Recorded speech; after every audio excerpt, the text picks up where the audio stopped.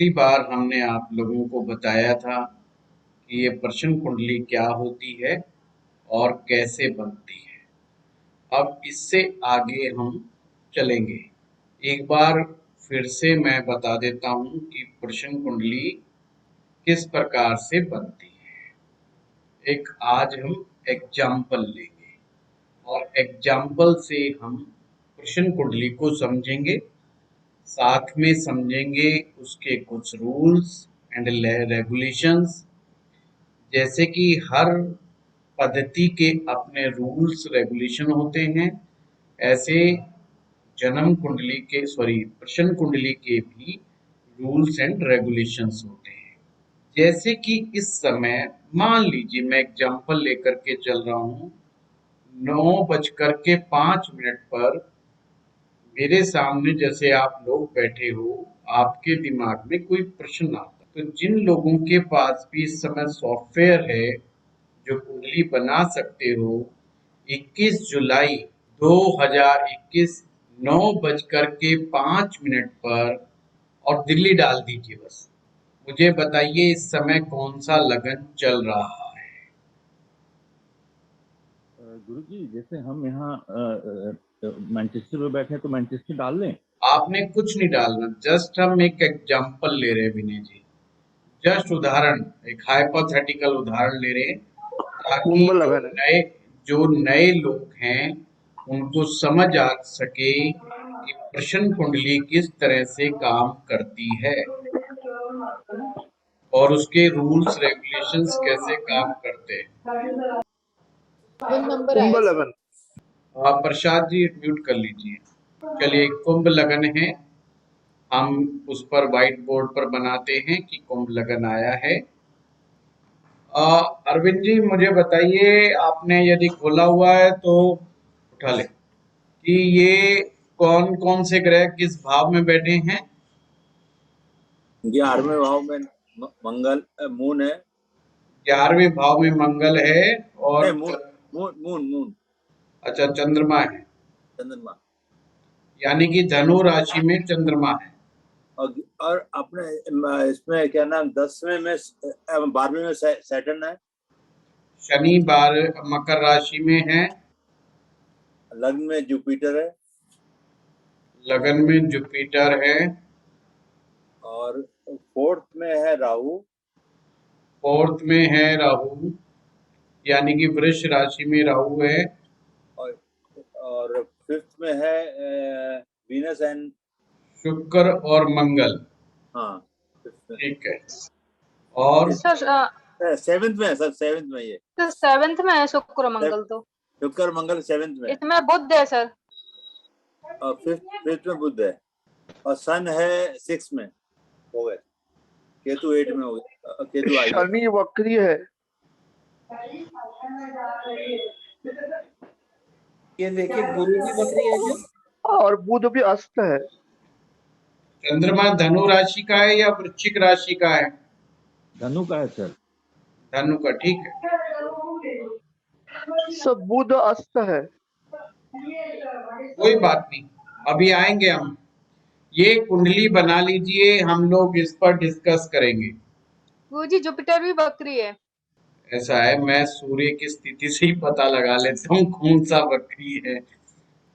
अब यहाँ पर मैं वापस आप लोगों के पास आ रहा हूँ।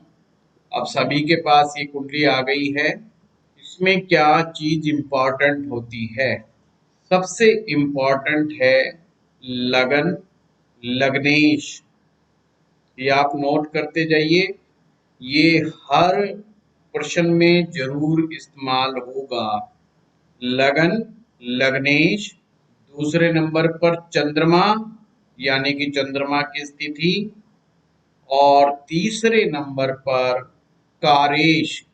कारेश कहते हैं कार्य करने वाले को, यानी कि प्रश्नकर्ता ने जो प्रश्न किया है उसका अनुस्वर किस भाव से रिलेटेड है, उसे कारेश कहा जाता है। तो 3 चीजें आई, लगन, लग्नेश, चंद्रमा और कारेश।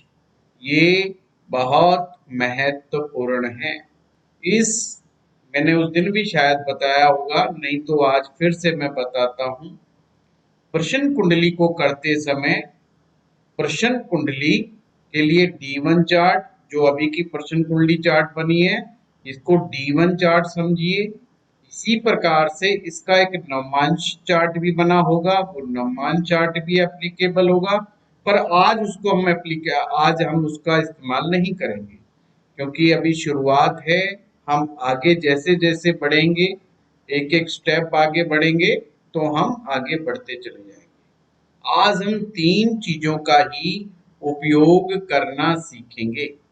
अब मान लीजिए जो हमारे सामने आता है वो कहता है कि मैंने किसी लड़की को देखा, मैं उससे मन ही मन में प्रेम करता हूं, पर मैं चाहता हूं कि वो भी मुझसे प्रेम करे। तो मेरे 2-3 प्रश्न आ गए दिमाग में। नंबर 1, क्या वो मुझसे प्रेम करती है?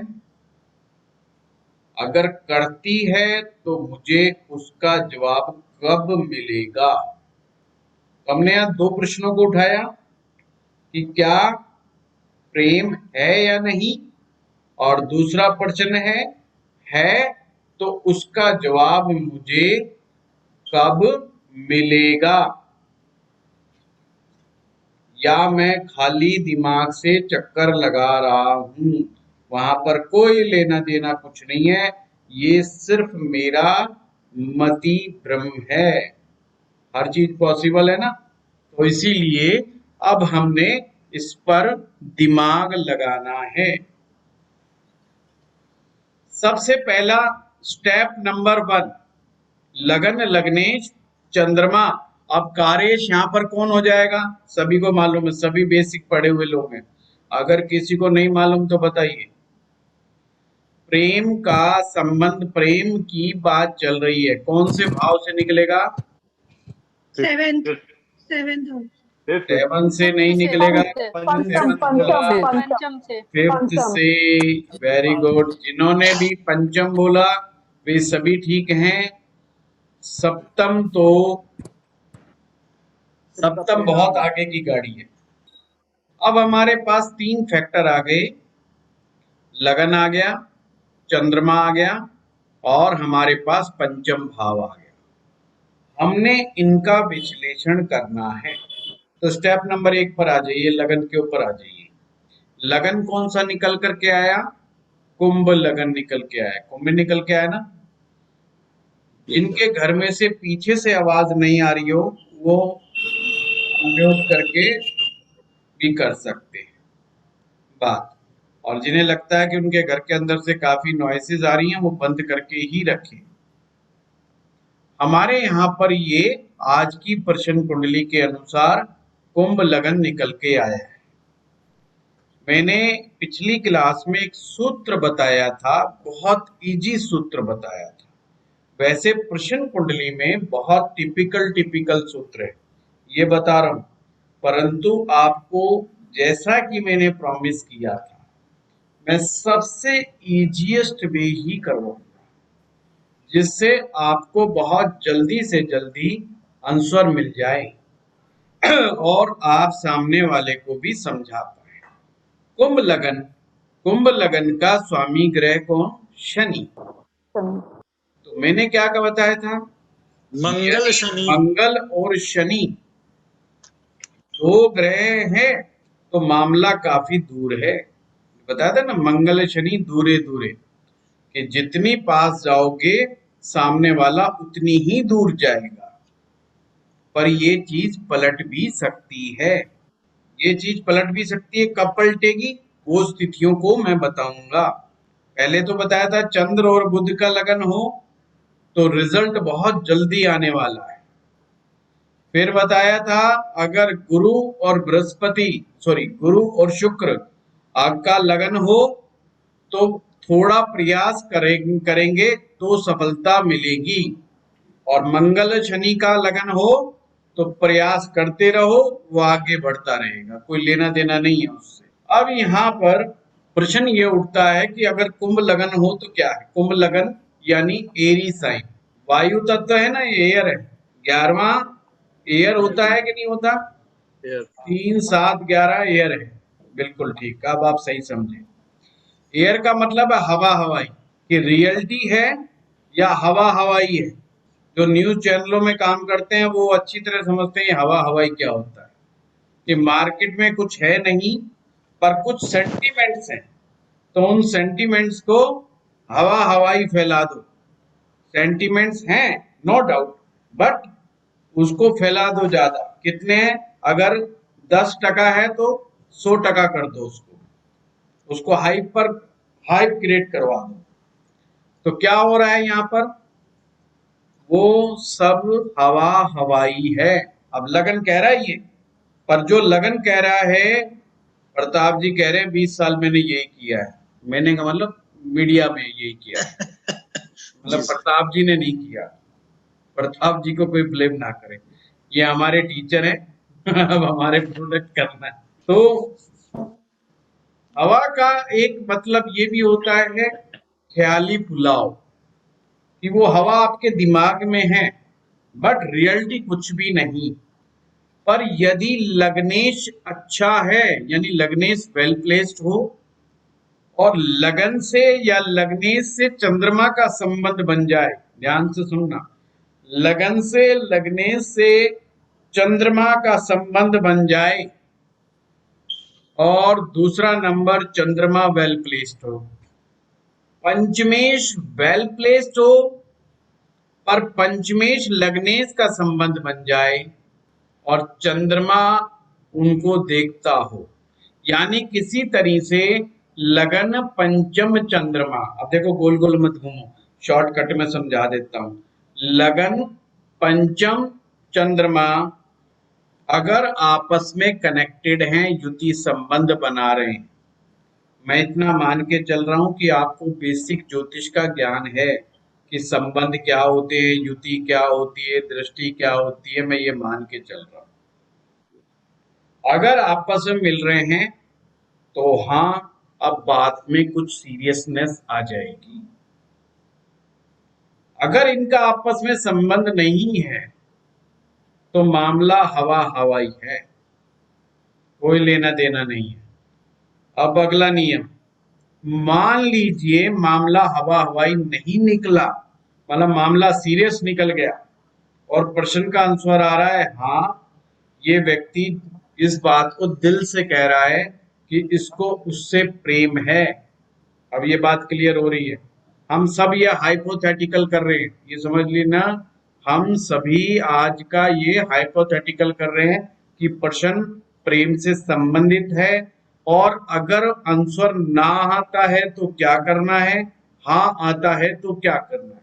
अब मान लीजिए आंसर आया हाँ, ये बात उसके दिल से निकली है, तो उसका अंदर क्वेश्चन दोबारा आ रहा है कि साहब मुझे कब पता चलेगा, मुझे जवाब कब मिलेगा। तो जब चंद्रमा लगन गोचर करता हुआ लगन पर लगन को टच करेगा, या पंचम भाव को टच करेगा, या पंचमेश को टच करेगा, तो उस दिन उसको जवाब मिल जाएगा कि मामला यस है या नो है। अब हम चलते हैं अपनी ही प्रश्न कुंडली से अपने ही सवालों का जवाब निकालने के लिए जो हमने बनाई थी। आइए अपनी प्रश्न कुंडली को देखिए।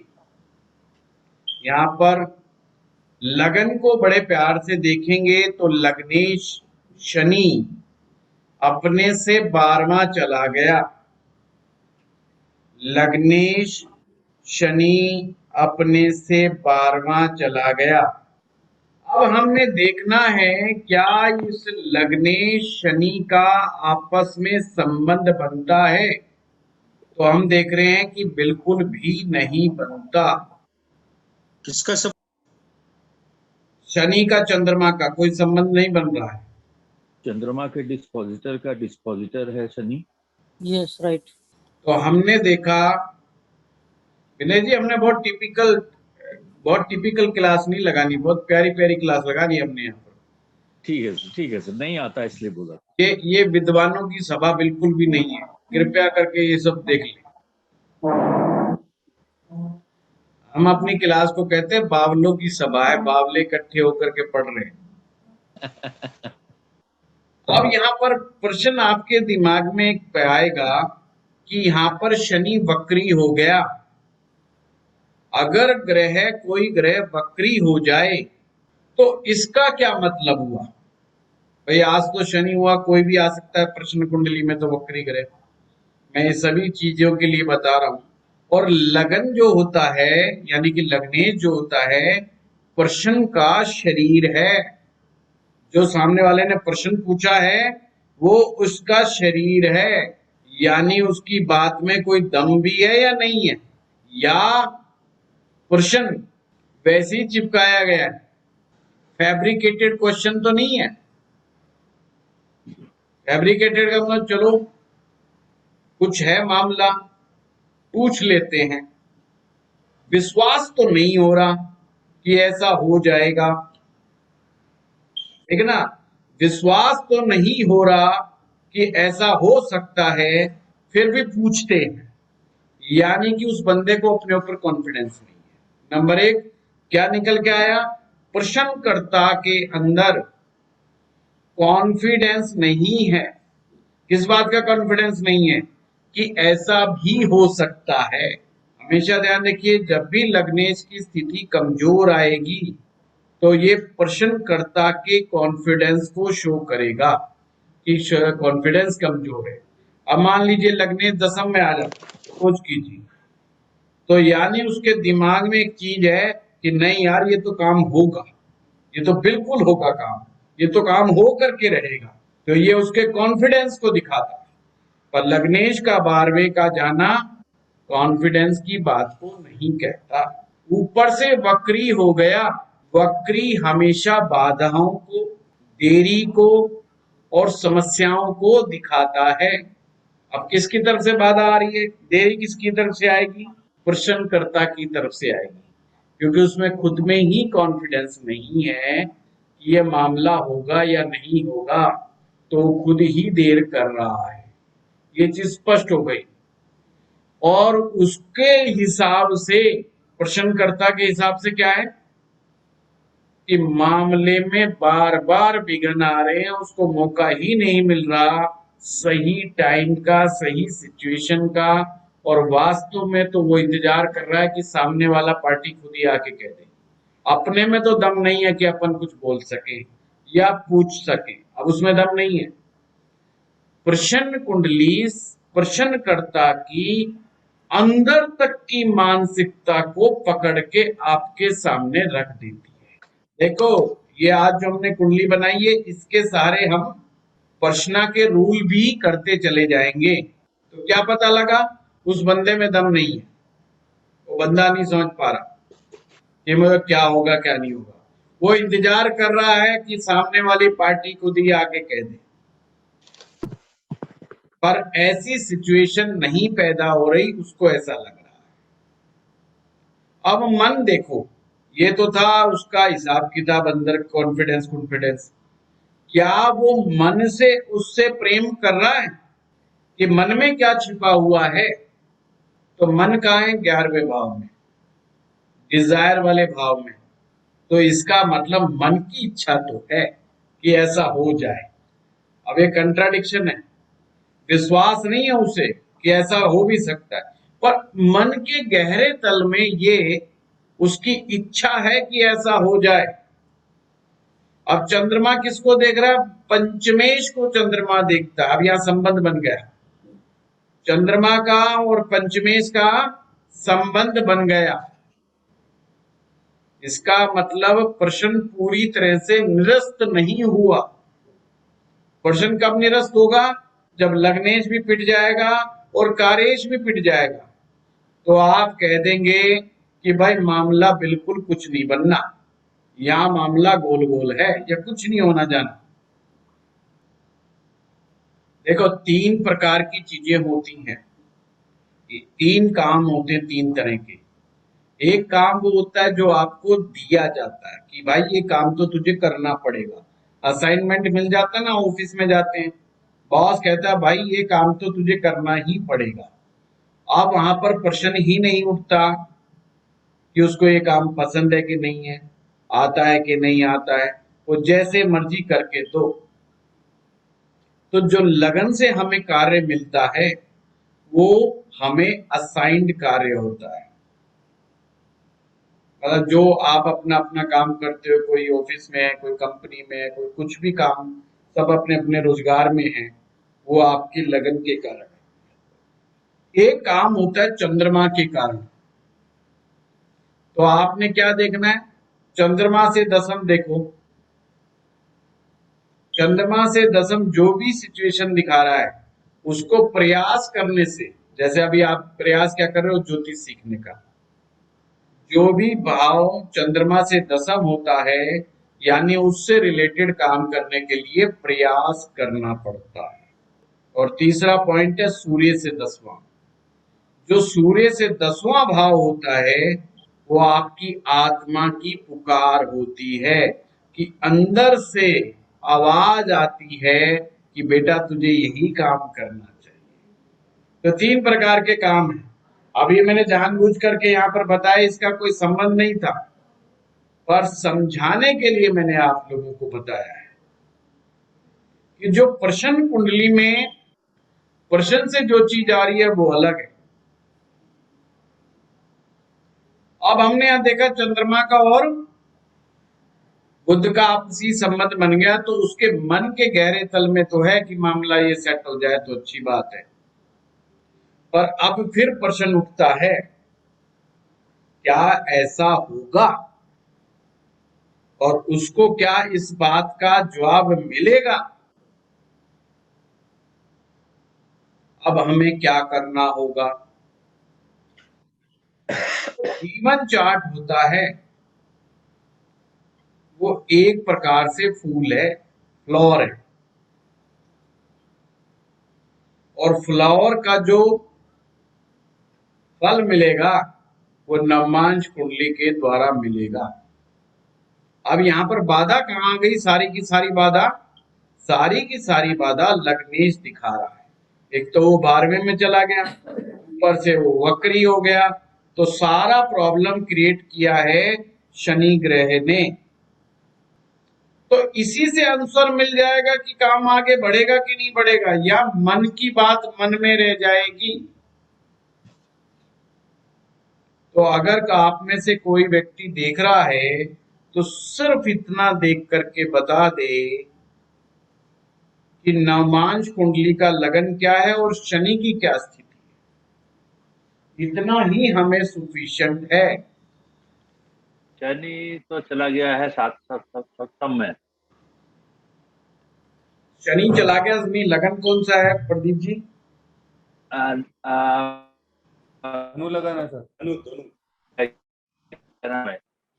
धनु लगन है। नो, धनु लगन है तो मिथुन राशि में चला गया शनि। गुरु कहां पर बैठा है नवमांश में? गुरु 12वें में। अब रूल देख लीजिएगा। शनि ने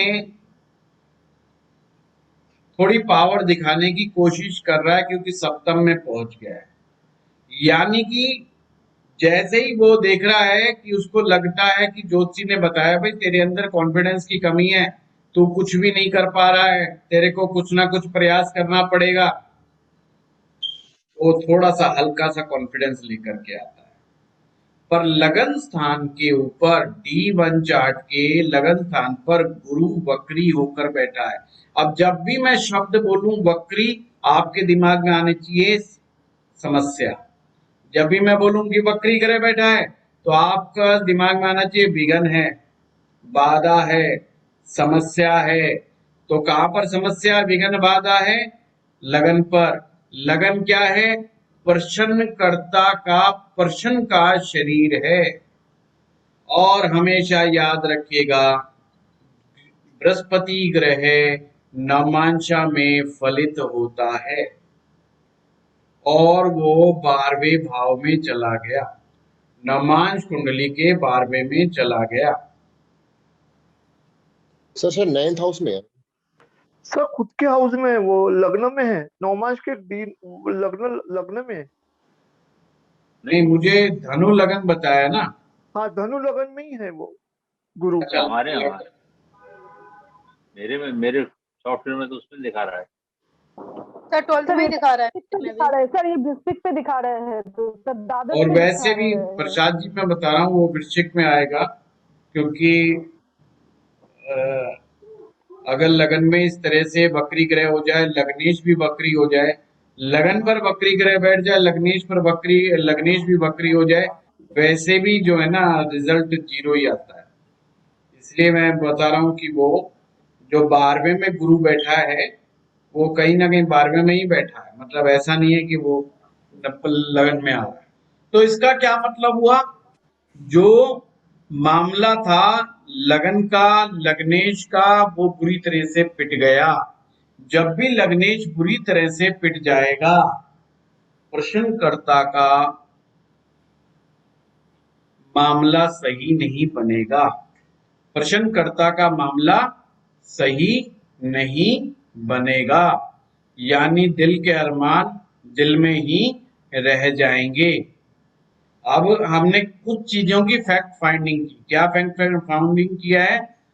चंद्रमा और बुध का आमने सामने होना ये दिखाता है कि हाँ मन में उसके पूरा है। पंचमेश और चंद्रमा का आमना सामना, वो चाहता है कि मामला सही बन जाए, पर वो इंतजार कर रहा है कि सामने वाला ही आकर के कोई स्टेप उठाए, और उसके दिमाग पर बहुत ज्यादा बोझ है और उसको बिल्कुल नहीं लगता कि वो कुछ अपने आप से कुछ कर पाएगा, क्योंकि प्रयासों से भी कार्य होता है, और प्रयास करेगा ही नहीं तो बात बनेगी कैसे। अगर यहाँ पर बन जाता तो फिर हमने देखना था चंद्रमा गोचर करता हुआ कब लग्नेश पर जाता है, तो अगले ही भाव जाना था, उसको उसी तरह से बन जाता, उसको आंसर मिल जाता, या 2 दिन के अंदर अंदर आंसर मिल जाना था कि मामला क्या है।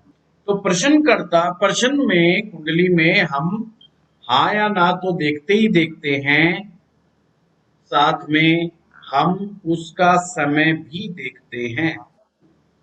अच्छा, अब चलो आपके दिमाग में आया कि फिर वो दोबारा क्या कुंडली लगवा सकता है?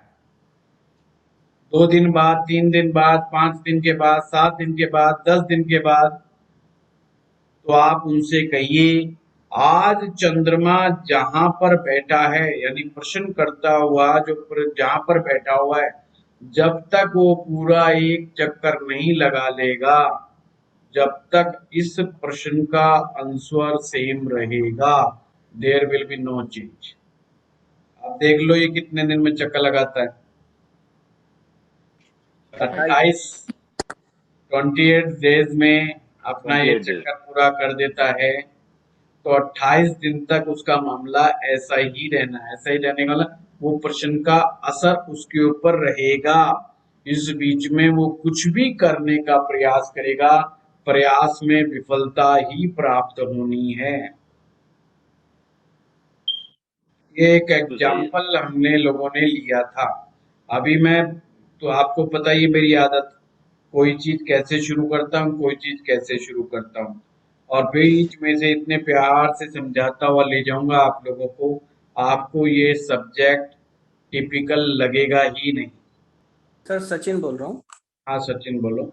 सर जैसे अभी आपने कहा कि 12 भाव पूरे हो जाएंगे उसके बाद ही दोबारा लगा सकते हैं, नहीं तो जवाब वही रहेगा।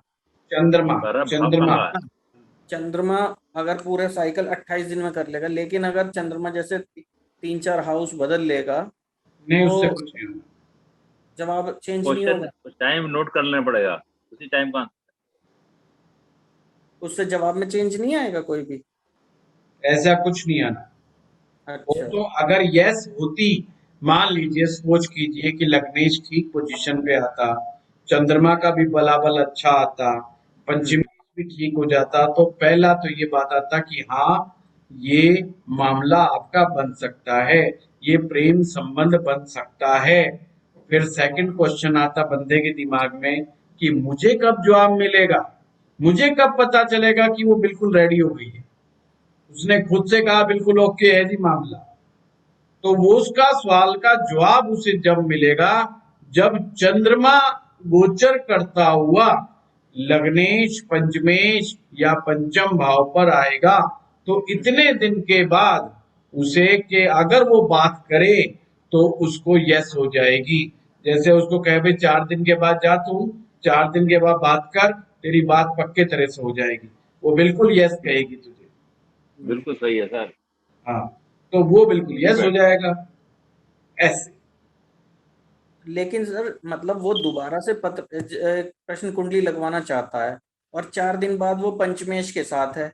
नहीं, कुछ नहीं होना, अच्छा, कुछ नहीं होना। लग्नेश बिगड़ा ना, जैसे अब पराशर ज्योतिष नहीं कहते भाई राजयोग खूब बन गई, ये बन गया, वो बन गया, ठीक है ना, परंतु लग्नेश पिट गया। फिर हमारे जैसा ज्योतिषी कहेगा यार सब कुछ धरा रह गया, कुछ नहीं होना।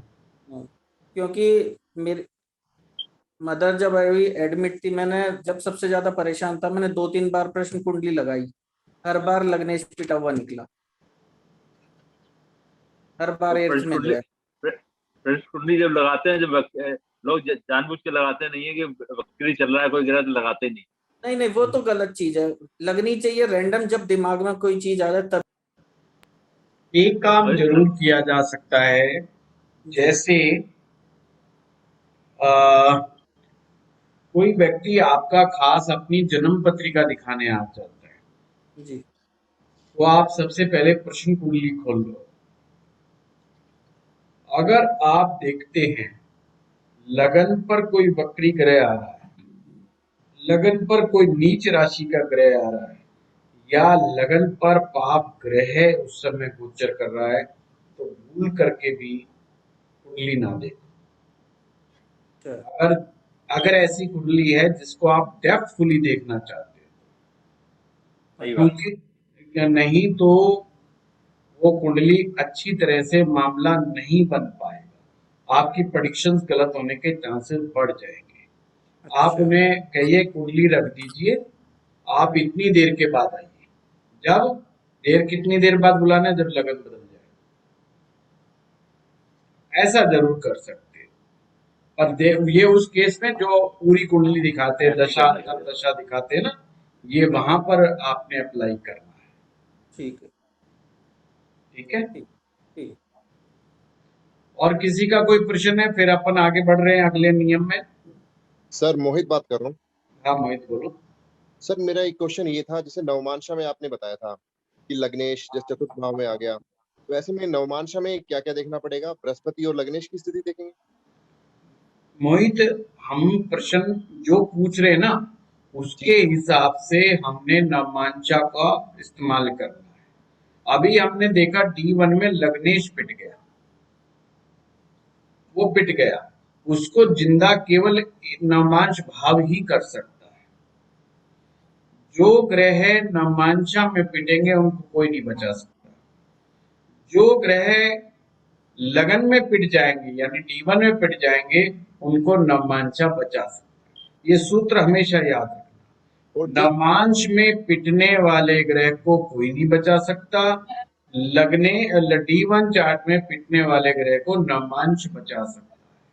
तो वहां पर हमने देखा शनि की हालत ठीक नहीं है, तो हमने नवमांश में चेक किया कि क्या यहाँ ठीक हालत है कि नहीं है जी। और एक सूत्र और दिया कि बृहस्पति को फलित देखना है तो वो नवमांशा में ही फलित होगा।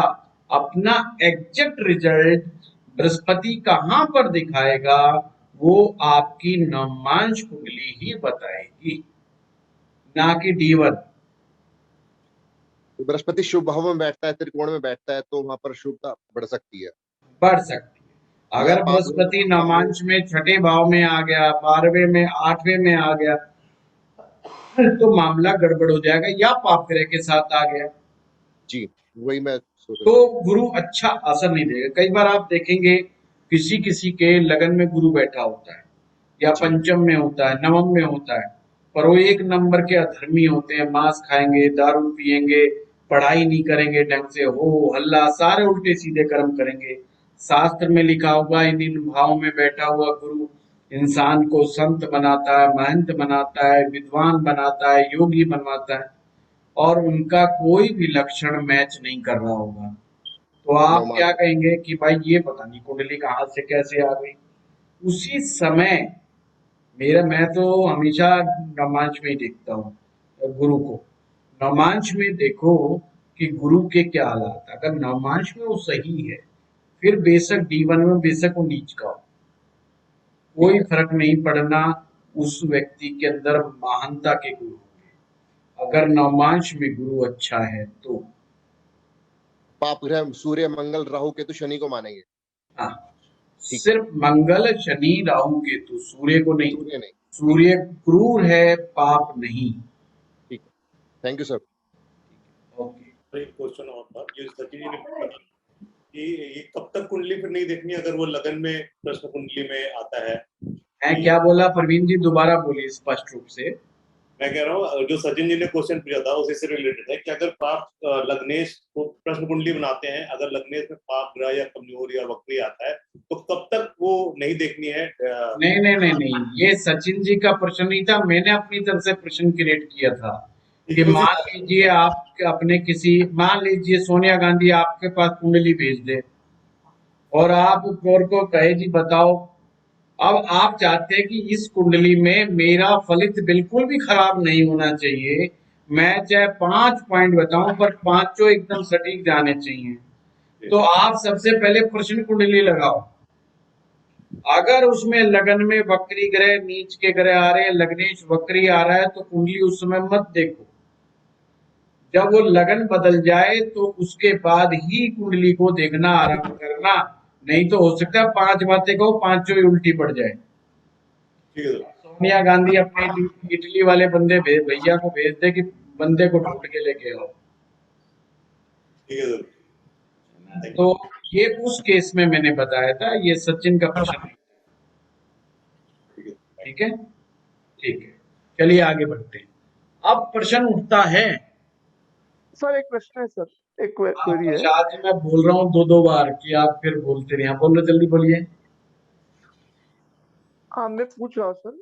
आप बोलिए प्रसाद जी। हाँ, अगर प्रश्न कोई एक है तो उसको सेकेंड बार 28 दिन के बाद ही देखना, अगर समझो नेगेटिव आता है, या आपने बताया जैसे मैं समझाता हूँ, ये सिर्फ चंद्रमा से मैंने बताया है आपको।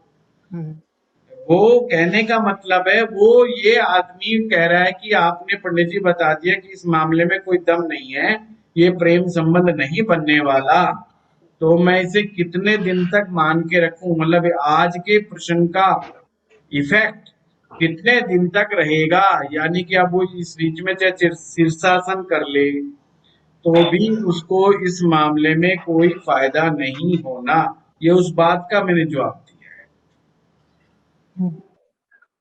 अब बात आती है कि एक साथ कई बार इंसान के पास 3 या 4 क्वेश्चन होते हैं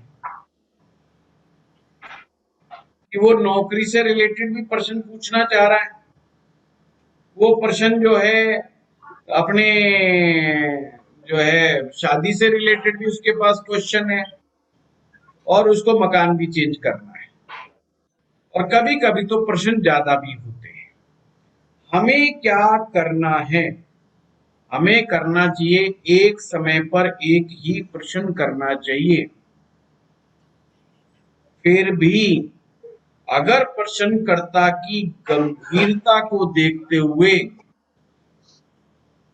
7 प्रश्नों के आंसर भी दिए जा सकते हैं, पर कैसे, इसका एक पूरा सिस्टम है, इसको कभी भी अवॉइड मत करना, जो आज मैं समझा रहा हूं हमेशा लगाना। चलिए अभी मैं कुंडली के द्वारा बता रहा हूं। गुरुजी नमस्कार, मेरा एक छोटा सा प्रश्न है, पूछ सकता हूँ अभी? कोई प्रश्न नहीं, कोई, मैं इतनी देर से कह रहा हूँ प्रश्न लाओ प्रश्न लाओ, प्रश्न ही कोई नहीं ला रहा। ऐसे तो हम आगे नहीं बढ़ेंगे, लास्ट में पूछना। अभी अच्छा। देखिए हमारे मान लीजिए 4-5 प्रश्न आ गए, तो हम क्या करेंगे? पहला प्रश्न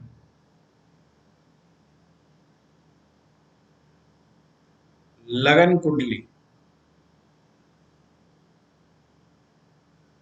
पहला प्रश्न को बिल्कुल लगन कुंडली से ही देखना है।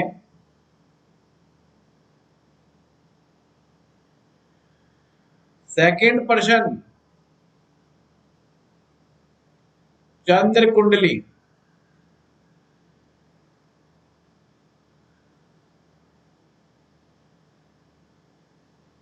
थर्ड प्रश्न सूर्य कुंडली,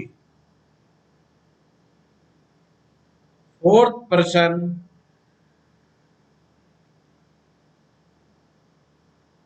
बृहस्पति से, पंचम प्रश्न बुध या शुक्र में से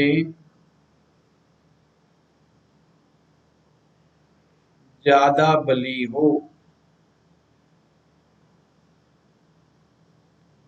यानी मान लीजिए बुध बली है तो पांचवा प्रश्न बुध से देखा जाएगा, यदि शुक्र बली है तो पांचवा प्रश्न शुक्र से देखा जाएगा, और छठा प्रश्न फिर जो उससे कमजोर है उससे देखा जाएगा।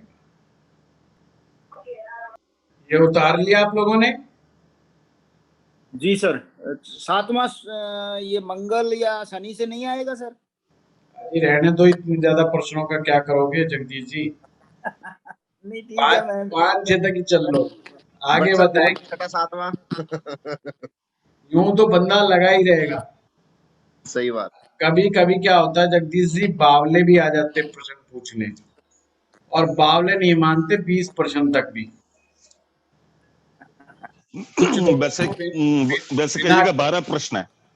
हाँ, बिना डांट डपट के कुछ लोग नहीं मानते हैं और इररिलेवेंट बातें करते हैं, है ना। कई लोग बड़े कंजूस टाइप के होते हैं, वो घड़ी में ही देखते रहते हैं प्रश्न कुंडली, बस यही प्रश्न कुंडली थी क्या, ये तो 10 मिनट में हो गई है, 10 मिनट में ही बस हो गया।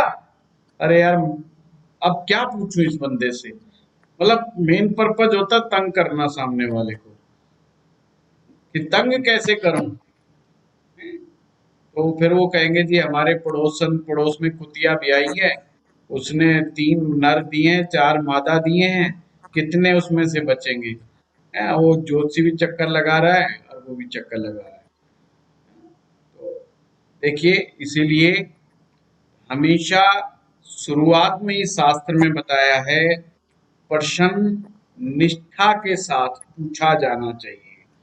प्रश्न कुंडली केवल उन्हीं प्रश्नों का आंसर देती है जो वास्तव में आपके दिमाग की चिंता होती है। ये हमेशा अपने क्लाइंट को बताते रहिए कि तुम्हारी वास्तविक जो चिंता है ना, उसी से रिलेटेड प्रश्न पूछिए।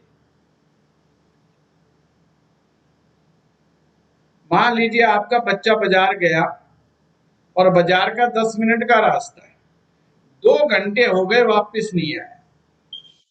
अब वो पिता आया क्वेश्चन पूछने, ढूंढ रहे हैं सारे, घर वाले नहीं मिल रहा, घर वाले फोन पे बता रहे जी नहीं मिल रहा। वो पंडित जी के पास आया, कहता जी मेरा लड़का नहीं मिल रहा। ये उसका वाजिब क्वेश्चन है, और ये नहीं कि आप टीवी में देख करके कह रहे हो बताओ जी लगाना प्रश्न, ये नीरव मोदी कब आएगा इंडिया। बिल्कुल नहीं, तेरे को क्या लेना देना नीरव मोदी से, उससे उसका कोई रिलेशन नहीं है। ये पहली बात। तो ये प्रश्नकर्ता के इस प्रश्नों का जवाब कभी भी ज्योतिषाचार्य को देना ही नहीं चाहिए। स्पष्ट रूप से मना कर दो कि साहब ये बात नहीं मानी जाएगी। आप रेलिवेंट क्वेश्चन पूछिए, आप अपने क्लाइंट को ट्रेंड कीजिए कि वो रेलिवेंट क्वेश्चन ही पूछे। कई बार हम डरते हुए दबते हुए क्लाइंट से, क्लाइंट का प्रभाव इतना होता है, कई बार कोई बड़ा आदमी होता है तो उसके सामने हम बोल नहीं पाते। और हम उसका जवाब पे जवाब दिए चले जाते। मना कर दो साहब कि इसका कोई वो आंसर नहीं आएगा, नहीं तो आप भी दुखी, सामने वाला भी दुखी, तो कोई फायदा नहीं होगा। तो अब मैं चलता हूँ। सबसे पहले हमने पहला जो प्रश्न किया था उसको आपने D1 से देखा, जैसे आज हमने एग्जाम्पल किया। अब मान लीजिए उसने सेकंड क्वेश्चन पूछा, अभी वो प्रेम वाला मामला तो भूल हो गया। अब वो तुरंत कहता है जी ये बताओ मुझे जॉब कब लगेगी। आप प्रश्न सुन रहे हैं सभी लोग, मुझे जॉब कब लगेगी। अब उसी कुंडली को हम लेते हैं, जॉब वाली कुंडली को लेते हैं। चलिए अब कैसे कुंडली बनेगी चंद्रमा से। चंद्रमा कहाँ था, धनु राशि में। चंद्रमा धनु राशि में था, इसको चंद्रमा यहां लगाओ और यहां शनि को बिठा दो। सर रोटेट कर दे कुंडली को। हाँ मैं एक मिनट दोबारा नहीं बना रहा।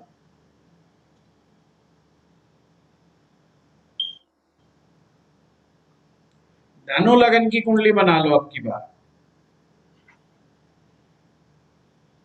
ये राहु केतु कहाँ बैठे थे, राहु बैठेगा अब छठे में, यानी वृष राशि में। वृष और स्कॉर्पियो। नहीं, स्कॉर्पियो में राहु बैठेगा। केतु नहीं सर, 6th हाउस में केतु 12th हाउस। ठीक है, 3 ग्रह और कहाँ गए। मंगल कहाँ बैठेगा, मंगल शुक्र 9th हाउस में सर। 9th हाउस में मंगल और शुक्र,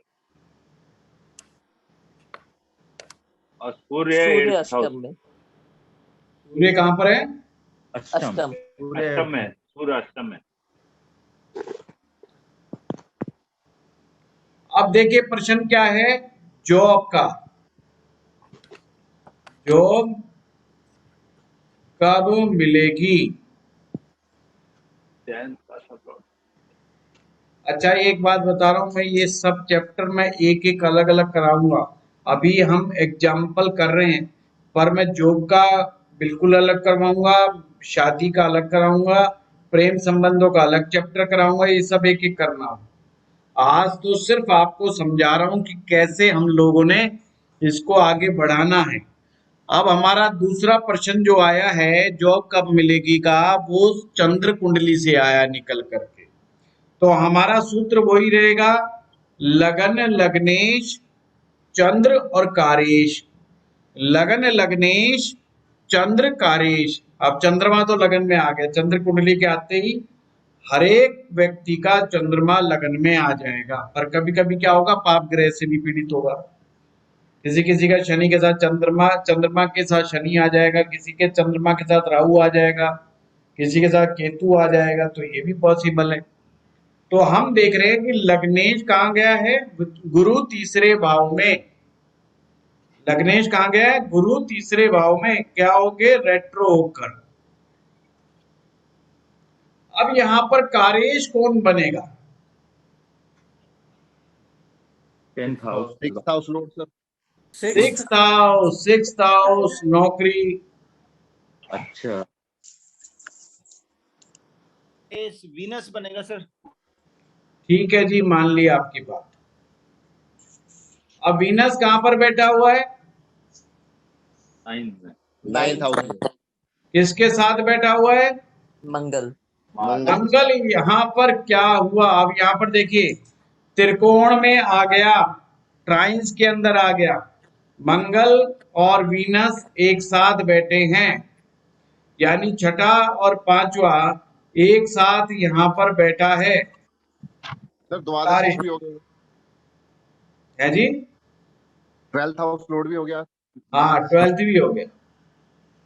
अब यहाँ हमें समझने वाली बात ये है कि चंद्रमा के साथ क्या ये संबंध बनाते हैं। तो संबंध किसका बन रहा है, लग्नेश के साथ कारेश का संबंध बन रहा है। लग्नेश के साथ कारेश का संबंध बन रहा है। लग्नेश के साथ कारेश का संबंध बन रहा है। अब यहाँ पर फिर वही सूत्र याद रखो, लगन किसका है? बृहस्पति का। बृहस्पति का लगन हो या शुक्र का लगन हो, अपने आप नहीं कुछ होगा, उसको प्रयास करने से मिलेगा। यानी जॉब अपने आप नहीं आएगी। अगर इसकी जगह चंद्रमा का या बुध का लगन होता तो जॉब अपने आप आ जाती। मतलब कंपनी वाले फोन करते कि जनाब आ जाओ। अरुणा जी लिख रही है कार्यज कौन सा होता है? अरुणा जी आपने थोड़ा लेट ज्वाइन करा आज। मैंने शुरू में बताया था कार्यज। कार्यज का मतलब है हम प्रश्नकर्ता का जो कार्य किस चीज का पूछ रहा है। जैसे इस प्रश्न में वो पूछ रहा है कि मेरी जॉब कब लगेगी। जॉब छठे भाव से देख रहे हैं हम, तो छठे भाव का स्वामी जो है शुक्र है। शुक्र और गुरु आमने सामने, ये बात वो चल रही है। तो हमने समझा कि भाई गुरु का प्रश्न, गुरु का लगन आया है और वो भी वक्री, तो वक्री है तो बाधाएं आएंगी। तो उसको क्या बोलना पड़ेगा? नंबर एक बात, खुद के प्रयास करने से जॉब लगेगी। अब जैसे वो उसने इंटरव्यू दे दिए 2-3 कंपनियों में और आकर के आपके सामने बैठ गया और कहता है जी बताओ मेरे को जॉब कब मिलेगी, मैंने अभी इंटरव्यू दिए। तो उन्हें कहो कि जिन कंपनियों में आपने इंटरव्यू दिए उनको खुद फोन करो, तुम आगे बढ़कर के फोन करो। और ध्यान रखना एक बार में हार नहीं होगी, विघ्न आएंगे, बाधा आएगी और तुम्हें फॉल्स प्रॉमिसेस भी मिल सकते। कोई कहेगा आज बॉस नहीं है, कोई कहेगा अभी मैनेजमेंट ने फैसला नहीं किया है, हम 4 दिन के बाद बात करना, 5 दिन के बाद बात करना, ये सब होगा, उसे बता दो। पर क्या होगा या नहीं होगा? तो यहाँ कारेश वो तो त्रिकोण में बैठा है, वो तो बड़ी अच्छी जगह बैठा हुआ है, उसके साथ तो कोई दिक्कत ही नहीं है। मानसी जी आपने लिखा कोई एग्जाम का रिजल्ट पूछने आए तो, हाँ मैं वो सब कराएंगे, वो इस कोर्स में चलेगा। आज मैं उन सवालों के जवाब नहीं दे रहा है ना, ये पूरे कोर्स में आएंगे। एजुकेशन का भी मैंने चैप्टर रखा हुआ है, कोर्स देखना मेरा जो मैंने भेजा हुआ है। नहीं तो कल आशुतोष से बात करके मंगवा लेना, प्रश्न कुंडली में हमने क्या क्या डाला हुआ है, वो सारे क्वेश्चनों के जवाब आएंगे आपको। पर जवाब से बेहतर है कि आप सीखो। सर एक सर, सवाल वैसे- मेरा है। सर मैं पूछूं? एक मिनट, अभी तो हमने उसी का जवाब नहीं दिया। तो यहाँ पर पॉजिटिव आंसर आ रहा है, पॉजिटिव आंसर ये आ रहा है कि हाँ यहाँ पर जॉब लगने की संभावना है, पर बाधाएं आएंगी, परेशानियां आएंगी। लगने की पूरी संभावना है, पर बाधा आएगी, परेशानी आएगी। और डरना नहीं है, लगे रहना है, क्योंकि लगन का स्वामी तीसरे भाव में गया, अर्थात प्रश्न का शरीर तीसरे भाव में गया, यानी एफर्ट्स करने से ही रिजल्ट आएगा, वो पहले ही कह रहा है।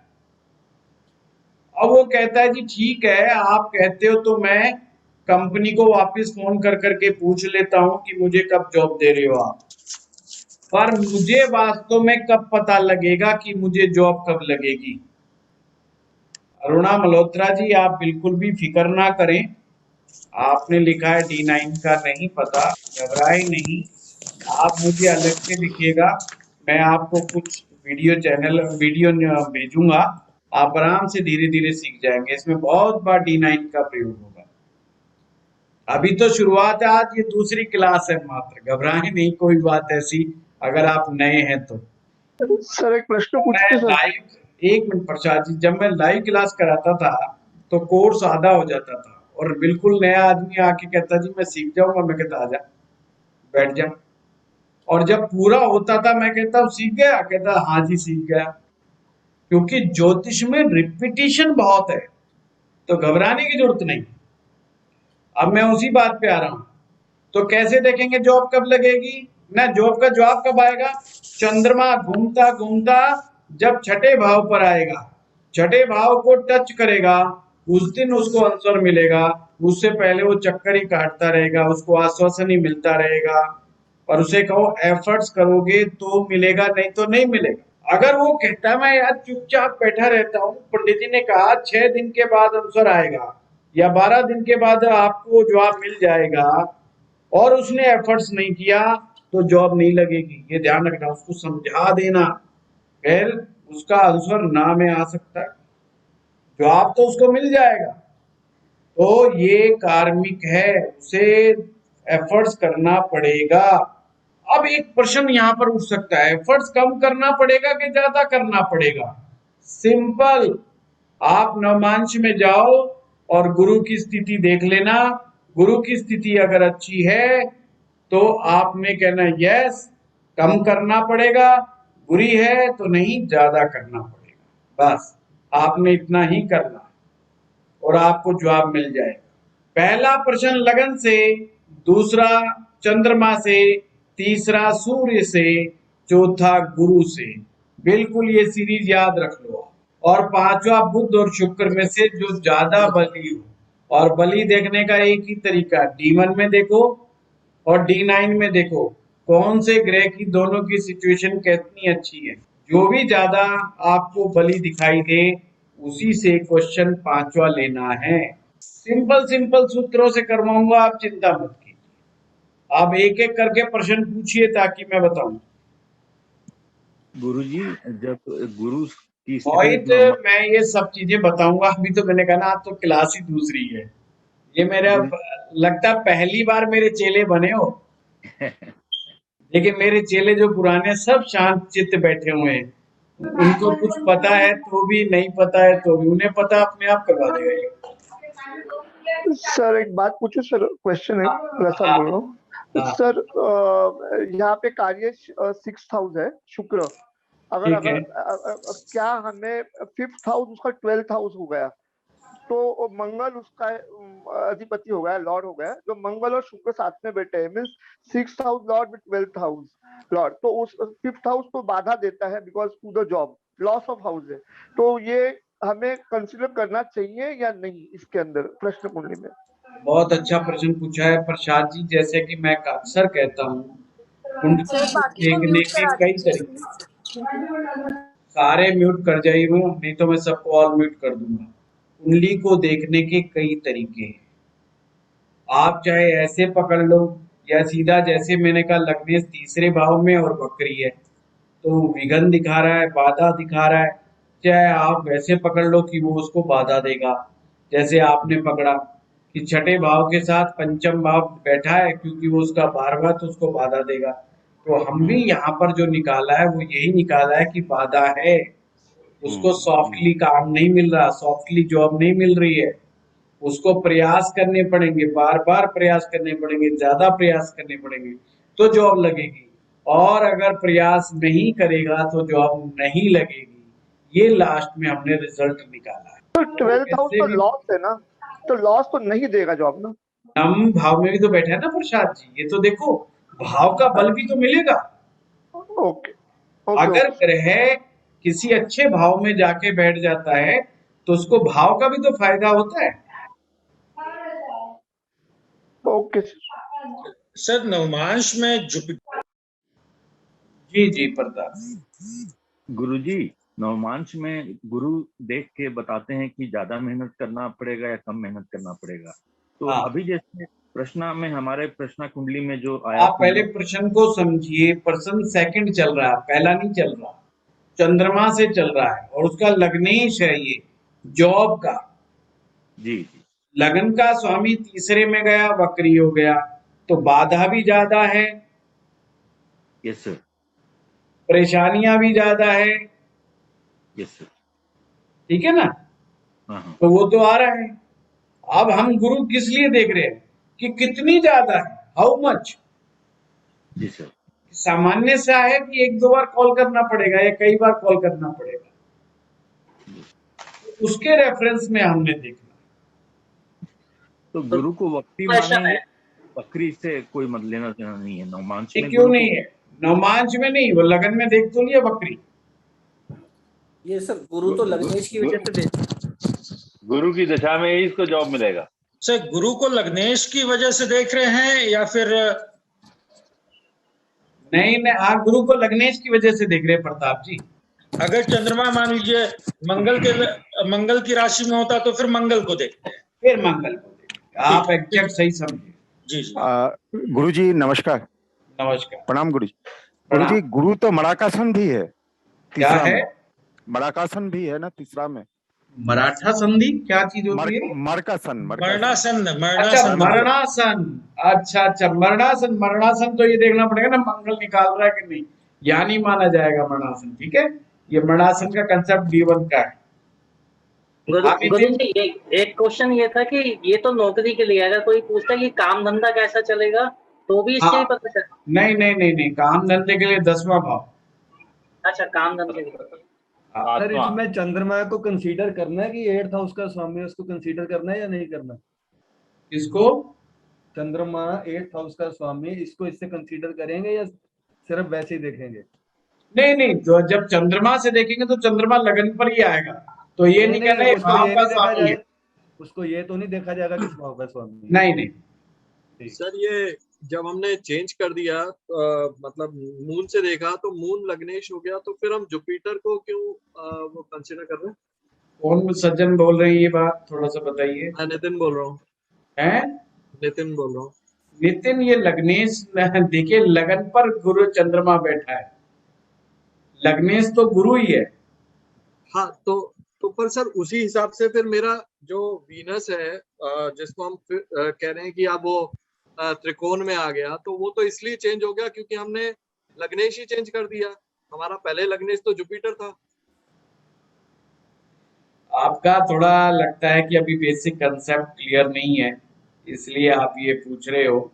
आप ऐसा करा करो, प्रैक्टिस क्लास में आओ। हमारा एक प्रैक्टिस सेशन होता है संडे को, जो फ्री ऑफ कॉस्ट होता है, कोई भी स्टूडेंट उसको ज्वाइन कर सकता है, जिसमें हम लोग ये छोटी छोटी बातों के सवालों के जवाब भी देते हैं और प्रैक्टिस भी कराते हैं। ठीक है सर, आपने बताया कि चंद्रमा जिस राशि में होगा कि वो नवमांश में देखना पड़ेगा चंद्रमा का राशिश भी? नहीं, मैंने चंद्रमा के कुछ नहीं अभी बताया, सिर्फ बृहस्पति को देखेंगे।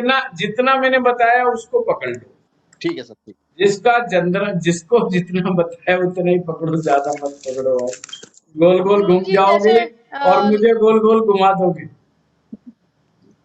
जैसे इसमें सेकंड क्वेश्चन में हम लग्नेश गुरु है तो गुरु को देख रहे हैं, लेकिन फर्स्ट कुंडली में भी गुरु को कंसीडर करेंगे क्या फर्स्ट क्वेश्चन में? अगर उसका प्रश्न से रिलेटेड चीज है कोई तो देखेंगे, अन्यथा नहीं देखेंगे। ठीक है, वो तो मैंने वैसे ही बताया था कि गुरु का मामला नवमांश से देखा जाता है जी। जब आगे से मैं वो लेके आया करूंगा अपना पीपीटी, और पीपीटी लेकर के फिर उसी से ही बात किया करेंगे, उसी से ही सटीकता बात बनेगी। नहीं तो आप भी घूम जाओगे और मैं भी घूम जाऊंगा। मैं यूं घूम जाऊंगा, कई आवाजें एक साथ आती हैं, प्रश्नों से नहीं घूमूंगा, आपकी आवाजों से घूम जाऊंगा। और एक ही क्वेश्चन को बार बार आंसर, उसका रिपीटेड आंसर देना मेरे बस की बात नहीं होती है। गुरुजी मेरा सवाल रह गया। गुरुजी गुरु को नवमांश में देखेंगे तो जैसे वक्री चल रहा है अभी लगन कुंडली में, तो नवमांश में उसको वक्री वगैरह मानेंगे या नॉर्मल? नहीं, ऐसा थोड़ी होता है। ऐसा नहीं होता है। ठीक है सर, थैंक यू। आपके D9 चार्ट में गुरु कहाँ बैठा है? मेरे D9 चार्ट में गुरु सेकंड हाउस में बैठा है सर। हाँ, तो आपने ये मान के चलना है कि आपका जो रियल गुरु है आपकी कुंडली में, वो नवमांशा के सेकंड हाउस में ही फल देगा। बेशक वो D1 में कहीं भी बैठा हो, और वो कितने भी बुरे से बुरे हालात में बैठा हो, कितने से अच्छे हालात में बैठा हो, ये समझाने का प्रयास किया था। तो ये प्रयास मैंने अपने प्रश्न कुंडली में जल्दी से समझा दिया बस, और वही गलती हो गई मुझसे, इसलिए लोग कंफ्यूज है। तो अगली क्लास में मैं लेकर के आऊंगा बिल्कुल वो पीपीटी बनवा करके। नहीं सर, एक्चुअली में मुझे पीपीटी से पढ़ाने की आदत नहीं है, क्योंकि मैं काबिल लाकर देख रहा हूँ कि कुछ नए लोग भी आए हैं इसमें, तो मुझे पीपीटी से पढ़ाना चाहिए। पुराने से तो इतनी गंदी आदत हो गई थी कि पीपीटी के हाथ ही नहीं लगाते थे, बनी बनाई रह जाती थी। हस्त रेखा की क्लास कराई, पामिस्ट्री की कराई और पीपीटी धरी रह गई। कभी कभार ही कभी पीपीटी का इस्तेमाल किया होगा, पीपीटी का इस्तेमाल ही नहीं किया। जो पुराने लोग थे वो मुझे जान रहे हैं, समझ रहे हैं, पेशेंस से सुन रहे हैं, तो उन्हें पता है करवा देगा ये बंदा, फुल यकीन है। तो जो नए बंदे हैं उनको मैं कहता हूँ मुझ पर यकीन कीजिए, चिंता मत कीजिए, सब हो जाएगा।